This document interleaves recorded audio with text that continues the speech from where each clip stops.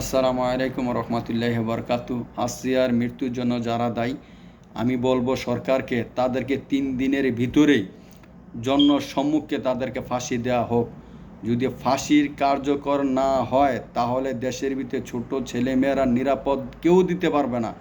আজকে যদি সরকার না দিতে পারে এ জনগণকে, সাধারণ ছোট ছেলে মেয়েদেরকেও নিরাপদ নাই আমরা। তাই আমি বলবো সরকারকে এমন ধরনের পদক্ষেপ নেবেন যে পদক্ষেপে দেশের জনগণ জমায় সরকারের আইনকে ভয় পায়, ওই ভয়ের ক্ষেত্রে জমায় খারাপ কাজ করার আগে 10বার চিন্তা করে। তাই আমি বলবো এই ধরনের কাজ যারা নির্যাতন করবে নারীদেরকে, যারা মানুষ খুন করবে, যারা সন্ত্রাসী করবে, ডাকাতি করবে, তাদের জন্য একটা বাংলাদেশের আইন চালু করে, যে আইন হবে মৃত্যুদণ্ড। তাদেরকে ধরার পরে যাচাই বাছাই করার পরে যদি তারা সঠিক হয়ে থাকে তাদেরকে মৃত্যুদণ্ড আইন তৈরি করেন, তাহলে দেশ নিয়ন্ত্রণে আসবে ও সরকারকে, দেশের আইনকে শ্রদ্ধা করবে, নাহলে কখনও শ্রদ্ধা করবে না।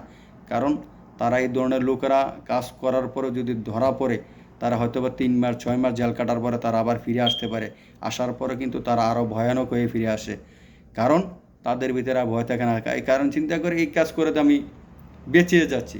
তাই আমি বলবো সরকারকে, আমি অনুরোধ করব, ডক্টর ইউনূস সাহেব, আপনি দ্রুত গতিতে পদক্ষেপ নেন। যারা এই ধরনের কাজে লিপ্ত হবে তাদেরকে মৃত্যুদণ্ড, তাও কি জনসম্মুখে করতে হবে, তাহলে জনগণ একটু ভয় পাবে, আইনকে শ্রদ্ধা করবে, আইনকে ভালোবাসবে, আর ভয়ে কাজগুলো করবে না। তাই আমার সাথে যারা একমত তারা এই ভিডিওটা শেয়ার করবেন ও লাইক করবেন, কমেন্ট করে জানাবেন।